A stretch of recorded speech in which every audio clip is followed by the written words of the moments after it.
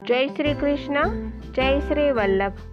आज के हमारे राधे कृष्ण सत्संग में हम सुनेंगे गणगौर लीला और गणगौर की भावना के बारे में। पर इससे पहले आप राधे कृष्ण सत्संग में जुड़ना चाहते हैं तो लाइक कीजिए, शेयर कीजिए और सब्सक्राइब कीजिए ताकि आने वाले सभी प्रसंग आप तक पहुंच सके। चैत्र सुद तीज से चैत्र सुद छठ तक जिस तरह लोक में कुमारी कन्या अच्छे पति की प्राप्ति के लिए गौरी व्रत एवं पूजन करती है, उसी तरह श्री कृष्ण अवतार काल में व्रज कुमारी का ये अलौकिक पति श्री कृष्ण की प्राप्ति के लिए शंकर पार्वती जी का पूजन करती थी। गणगौर के रूप में शिव पार्वती जी के पूजन का निमित्त बनाकर व्रज कुमारी का ये प्रभु को मिली और कुंज में प्रभु को श्रृंगार्य भोग धराया था।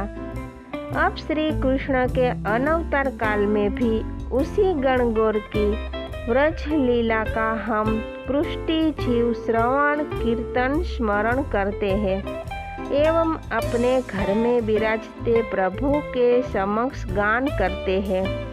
हमें शिव पार्वती के व्रत की आवश्यकता नहीं है, क्योंकि श्री महाप्रभु जी की कृपा से हमारे घर में साक्षात प्रभु विराज ही रहे हैं।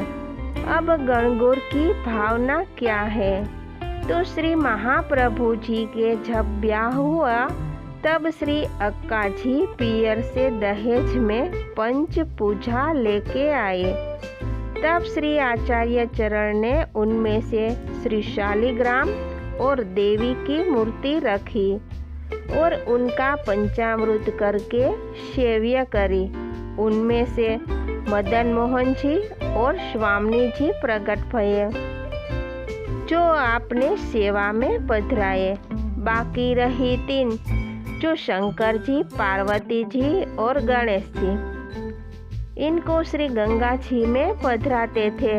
उसी समय इन तीनों ने विनती की कि आप हमारा त्याग करोगे तो हमें मान स्थान कहाँ मिलेगा।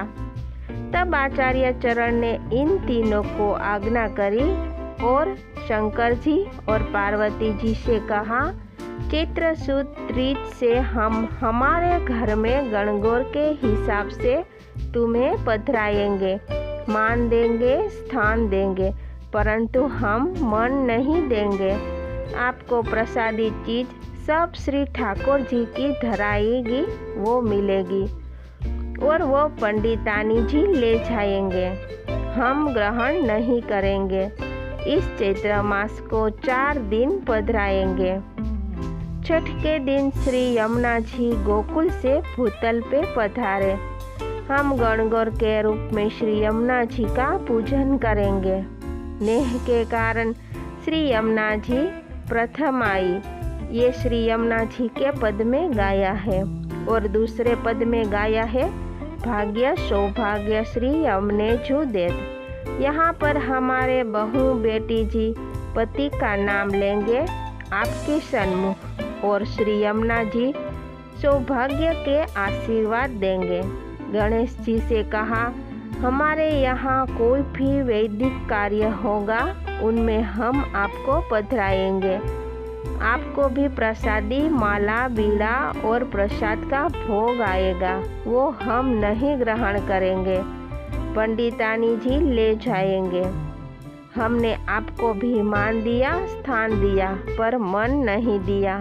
हम श्री पूर्ण पुरुषोत्तम ही को मन देते हैं और उन्हीं का ही अधरामृत लेते हैं। यह गणगौर की भावना है। तो इसी के साथ ही हम आज का सत्संग यहीं समाप्त करते हैं।